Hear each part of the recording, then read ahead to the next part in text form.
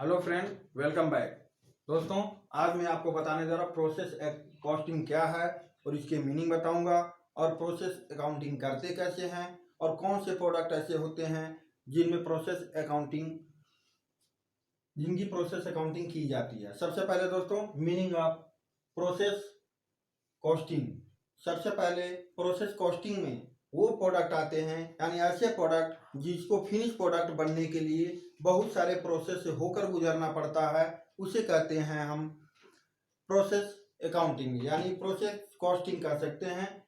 यानी ऐसे प्रोडक्ट जिनको फिनिश प्रोडक्ट बनने में बहुत सारे प्रोसेस से होकर गुजरना पड़े और हर प्रोसेस का जो फिनिश प्रोडक्ट होता है वो अगले प्रोसेस के लिए रॉ मटेरियल का यूज होता है। यानी दोस्तों, एक प्रोडक्ट को फिनिश प्रोडक्ट बनने में बहुत सारे प्रोसेस से होकर गुजरना पड़ता है। जैसे प्रोडक्ट में जैसे ऑयल, पेट्रोल, डीजल जो होते हैं वो बहुत सारे प्रोसेस से होकर गुजरते हैं और इसके बाद बनता है पेट्रोल, डीजल या एक्सेट्रा जो भी है। उसी तरह से कुछ प्रोडक्ट ऐसे होते हैं जैसे केमिकल प्रोडक्ट को भी फिनिश प्रोडक्ट बनने में कई प्रोसेस से होकर गुजरना पड़ता है।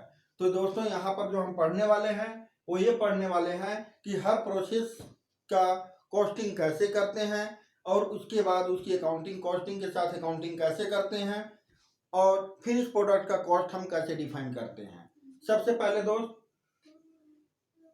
प्रोसेस जो होता है कई प्रोसेस से होता है, हमने बताया आपको। तो सबसे पहले हम ये जानते हैं कि जैसे कोई भी XYZ प्रोडक्ट ले लें जो बहुत सारे प्रोसेस से होकर बनता हो, उसमें जो कॉस्टिंग होती है उसका बनाने का, जो कॉस्टिंग करने का, अकाउंटिंग करने का जो तरीका होता है वो ये होता है कि पहले process A, process B, process C और फाइनल जो होता है वो फाइनल जो प्रोसेस होता है उसके लास्ट में हम फिनिश प्रोडक्ट लिखते हैं या फिनिश स्टॉक लिखते हैं।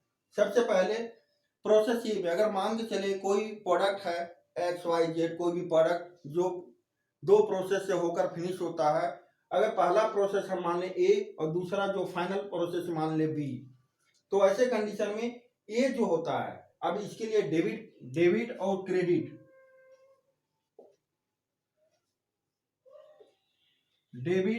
क्रेडिट जो लेजर में दिया हुआ है, डेबिट पार्ट में हम लिखते हैं जो भी खर्चा होता है, यानी कॉस्ट जो होती है वो डेबिट पार्ट में लिखते हैं और उसका टोटल जो कॉस्ट होता है उसे हम क्रेडिट पार्ट में by transfer to process B account या XY जो भी अगला प्रोसेस है उसको यहाँ पर लिखते हैं। सबसे पहले हम लिखते हैं यूनिट और अमाउंट। यूनिट कितना प्रोडक्शन हमारा करना है उस यूनिट को शो करते हैं यूनिट में। अब जैसे यहाँ पर दिया हुआ है कि कोई प्रोडक्ट है जो दो प्रोसेस से होकर कंप्लीट होता है, प्रोसेस ए और प्रोसेस बी। प्रोसेस ए में अगर ये मान के चले हम कि 1000 यूनिट का प्रोडक्शन हो रहा हो और उसके लिए मटेरियल जो यूज होता है 5000 रुपीज का, लेबर जो है 6000 रुपीज और अदर एक्सपेंसेस 4000 रुपीज अगर आपके क्वेश्चन में दिया हो इस टाइप की, तो सबसे पहले ये लिखेंगे और इसका टोटल करेंगे और टोटल करने के बाद जो आता है उसको हम क्रेडिट साइड में भी टोटल वही दिखाएंगे जो यहाँ पर होगा और उसमें इस प्रोडक्ट से यानी प्रोडक्शन ऑफ यूनिट से डिवाइड कर देते हैं और आता है हमारा पर यूनिट कॉस्ट। यानी 15,000 हमारा टोटल कॉस्ट हुआ और 1000 प्रोडक्शन हुआ, तो हमारा पर यूनिट कॉस्ट जो आया वो आया 15 रुपीज। और ये 15 रुपीज जो है इस प्रोसेस का फाइनल प्रोडक्ट जो है उसका कॉस्ट है। यानी जो हमारा प्रोसेस ये में जो फाइनल प्रोडक्ट बना वो है 1000 यूनिट जिसकी कॉस्ट आएगी 15 रुपीज पर यूनिट, जो अगले प्रोसेस के लिए रॉ मटेरियल के लिए यूज होगा। बाय द वे, हम मान के चले प्रोसेस बी में प्रोसेस ए का जो प्रोडक्ट यूज होता है तो उसके लिए लिखेंगे यहाँ to transfer from process A, यानी प्रोसेस ए से टोटल का टोटल मटेरियल अगर प्रोसेस बी में यूज हो रहा हो तो जो इसका प्रोसेस ए का फिनिश प्रोडक्ट है वो प्रोसेस बी का रॉ मटेरियल के रूप में यूज करेंगे। टोटल कॉस्ट को दिखाएंगे हम डेबिट साइड में और टोटल अमाउंट से।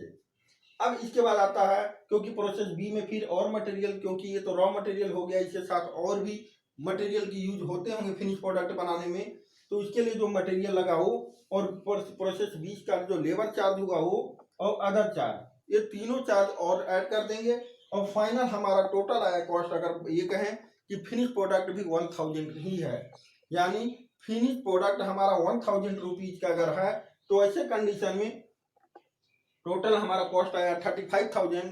क्रेडिट साइड में 35,000 टोटल हम लिखेंगे बैलेंस किए, और 1000 का 35,000 पे डिवाइड करके फिनिश प्रोडक्ट का कॉस्ट हमारा जो आया वो निकल जाता है। पर यूनिट कॉस्ट जो है 35 रुपीज आएगा। यानी ये है दोस्तों प्रोसेस अकाउंटिंग। और प्रोसेस अकाउंटिंग कैसे होती है इसके बारे में हमने आपको बताया। एक्चुअल में प्रोसेस अकाउंटिंग जो है मैन्युफैक्चरिंग कंपनी में और केमिकल में, माइनिंग कंपनी में, जैसे माइनिंग कंपनी से है कि ऑयल और कोल, इस टाइप की कंपनी जो है उसमें प्रोसेस अकाउंटिंग यूज की जाती है।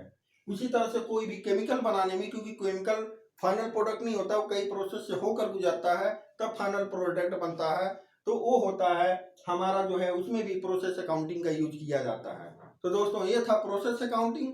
प्रोसेस अकाउंट क्या है ये हमने बताया कि कोई भी प्रोडक्ट जब एक से अधिक प्रोसेस से होकर गुजरता हो फिनिश प्रोडक्ट बनने के लिए, और एक प्रोसेस का रॉ मटेरियल, यानी एक प्रोसेस में जो रॉ मटेरियल फिनिश प्रोडक्ट होता है जो अगले प्रोसेस के लिए रॉ मटेरियल के रूप में यूज होता हो, तो वहां पर ये हमारा प्रोसेस अकाउंटिंग यूज किया जाता है। इसका बनाने का मेन जो ऑब्जेक्टिव होता है ये होता है कि हम फाइनल प्रोडक्ट जो बनता है उसकी कॉस्टिंग कैसे निकालें, और हर प्रोसेस में, हर स्टेप में जो हमारा मटेरियल प्रोडक्शन हो रहा है उसकी हर स्टेप में कॉस्टिंग कैसे करें। तो इसके लिए प्रोसेस कॉस्टिंग का यूज किया जाता है, जिससे हमें स्टेप बाय स्टेप और फाइनल प्रोडक्ट का कॉस्ट दोनों ही हमें साथ साथ मिलता है, जिससे हम कंपनी में जो है फाइनल प्रोडक्ट का कॉस्ट कितना रखा जाए इसका निर्धारण कर सकते हैं, और इसमें प्रॉफिट जोड़कर जो है फाइनल प्रोडक्ट को सेल कर सकते हैं। तो ये दोस्तों था process accounting. Thank you for cooperation.